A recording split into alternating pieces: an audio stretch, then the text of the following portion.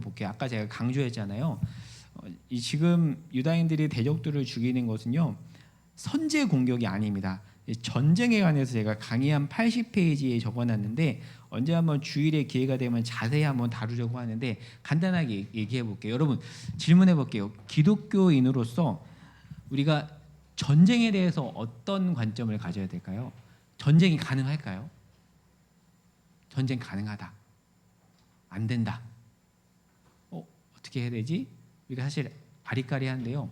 역사적으로 오랜 기간 동안에 웨스터민스터 소요리 문답이나 데오리 문답이나 하이델베르크 교리 문답이나 이런데 이미 우리 선조들이 정리한 게 있는데요.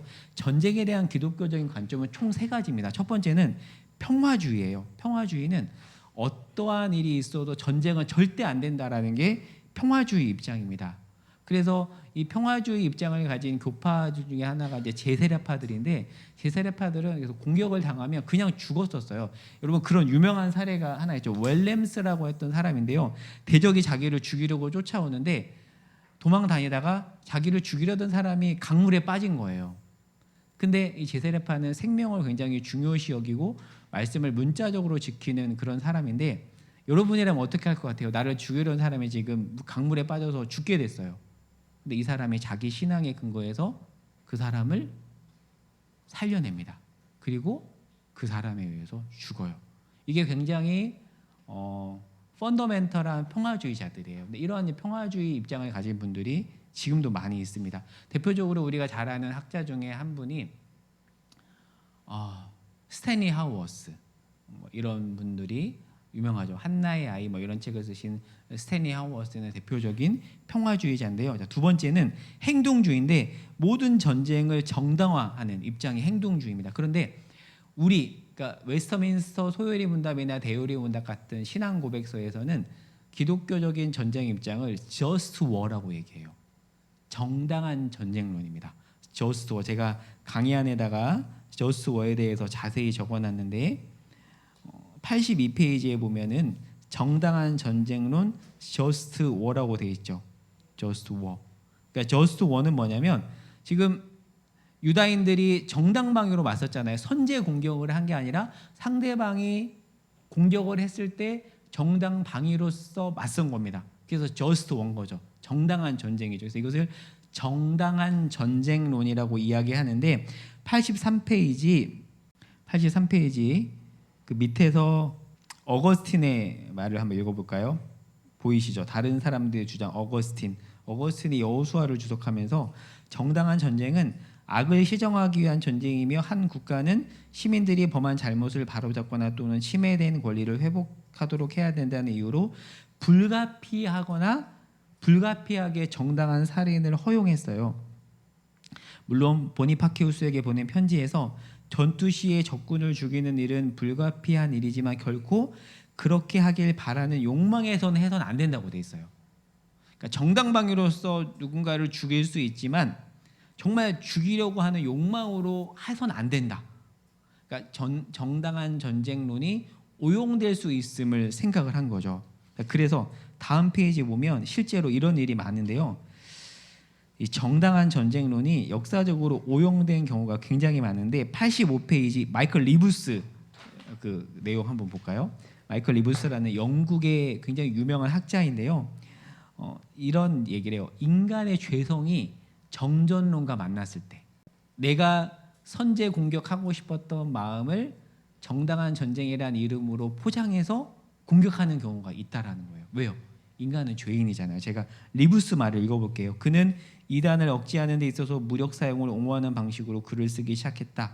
핍박에 대해 장문의 글을 쓴 유일한 교부요, 스스로 핍박받는 분파의 일원이었던 그가 여호와께서 그 사랑하시는 자를 징계하시기 때문에 폭력을 꼭 필요한 징계 수단으로 보기 시작했다는 것은 확실한 아이러니였다. 이어지는 교회 역사에서 이단으로 여겨지는 자들에 대한 모든 형태의 폭력을 정당하기 위해 그의 주장이 사용됨으로써 아우구스티누스는 어거스틴이에요. 어거스틴의 명성이 심각하게 훼손된 거예요. 그러니까 어거스틴은 정당한 전쟁론을 이야기했는데 사람들이 말로는 정당한 전쟁론이라고 하지만 자기 욕망을 실현하기 위해서 어거스틴을 끌어들여서 나 정당한 전쟁을 치르는 거라고 하면서 실제로는 탈취하는 전쟁을 치렀던 일이 많다라는 거예요. 그래서 정당한 전쟁론은 오용될 수 있습니다. 인간이 죄인이기 때문에. 좋은 것도 사람들은 왜곡시키잖아요. 그래서 전쟁에 대해서 세 가지: 평화주의, 행동주의, 선별주의. 대체로 미국의 그 누구예요? 지금도 검은색 옷 입고 다니는 그 교파들 있잖아요. 아미쉬는 철저한 평화주의자들입니다. 그래서 미국에 총기 사고 있을 때도 얘네들은 뉴스에 나오잖아요. 대응하지 않잖아요. 이들이 평화주의자라서 그래요. 어떤 그런 제침례교, 제세례파 역사적으로 그런 쪽에 있는데 얘네들은 평화주의자인데, 요즘에 이제 과격한 행동주의자들도 있죠. 무조건 선제 공격해야 돼. 근데 저희 장로교가 속한 이 교단에서는 전통적으로 웨스터민스터 신앙 고백서에서 철저하게 just war를 얘기했어요. 근데 이건 선제 공격이 아닙니다. 정당 방위로서만 할 수 있다는 건데, 역사에서 보면 인간의 죄성과 맞물리면서 just war가 오용된 경우가 굉장히 많았어요. 굉장히 많았습니다. 그래서 84페이지 그 앨런 교수님의 그 미국의 서던 메서디스트 유니버시티, 그러니까 미국의 서던 감리 대학교 교수님의 글을 제가 읽어볼게요. 구체적으로 전쟁을 수행할 때는 반드시 적합한 권위에 의해 수행되어야 하며 부당한 침략자에 대응하는 것에 한정되고 보복이 목적이 되어서는 안 되며 패배자와 포로에게 자비를 베풀어야 된다. 이제 정당한 전쟁론에 대해서 이렇게 했는데, 근데 이제 실제로 전쟁이 벌어졌을 때 쉽지 않죠. 쉽지 않은 건데, 그러면 실제 정말 전쟁이 벌어졌을 때 우리가 어떻게 해야 될까에 대해서는 많은데 토론을 해야 되는 부분이긴 하지만 정당한 전쟁론이 핵심입니다.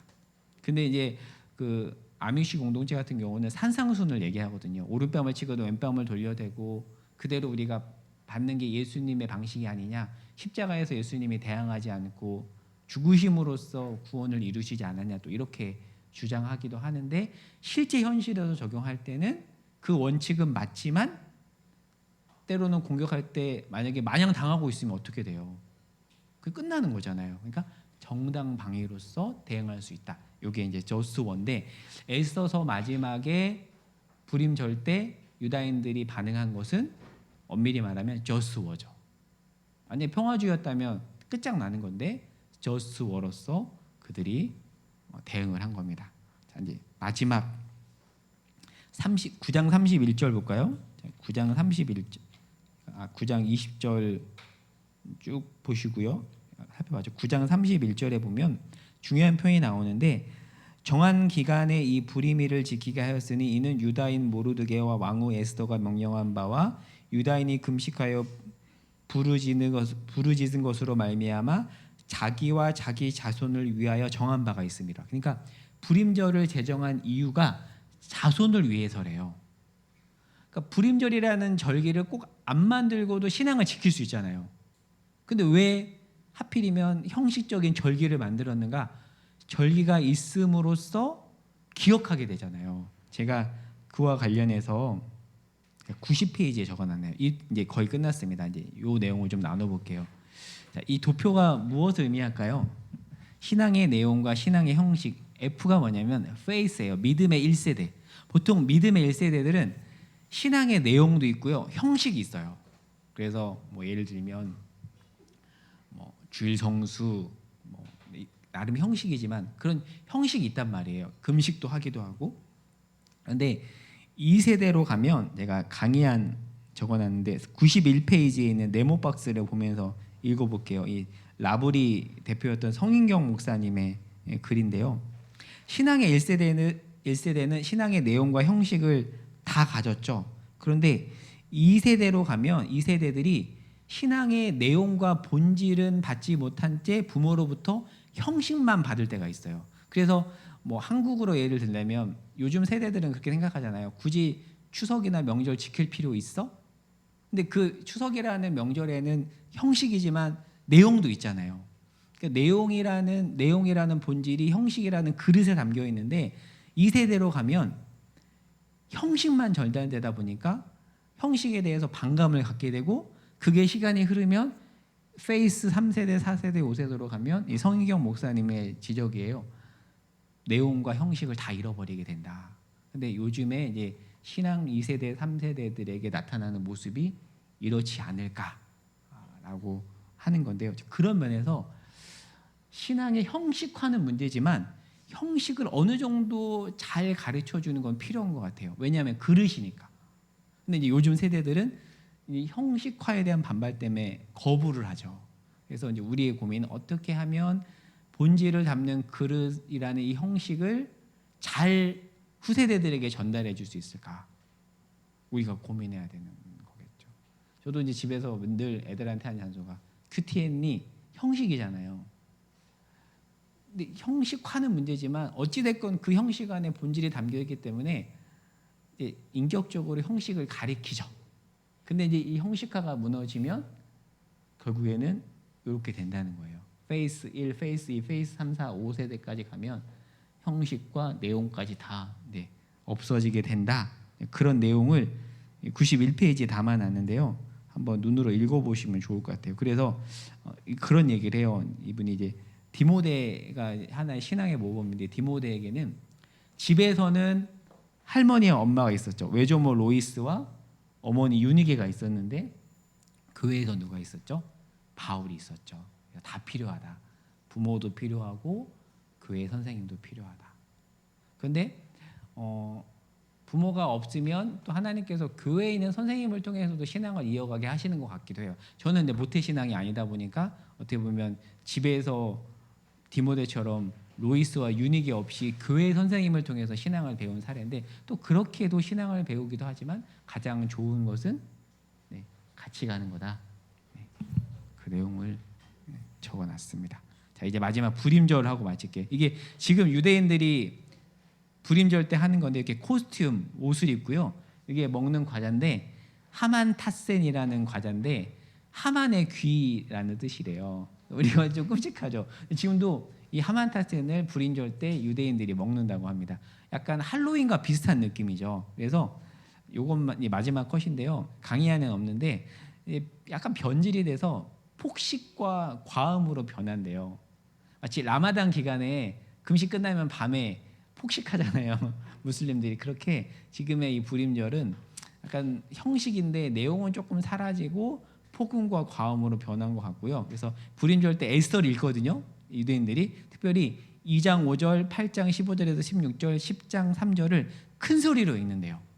가장 큰 소리로. 그들에게 아주 중요한 의미가 있으니까. 근데 이 불임절은 제가 헤렘 얘기했죠. 진멸. 지난주에 가나안 진멸 얘기했잖아요. 이렇게 구속사적으로 이해하지 못하면 이 절기의 내용이 배타적으로 적용하는 오용을 낳을 수도 있는 것 같아요.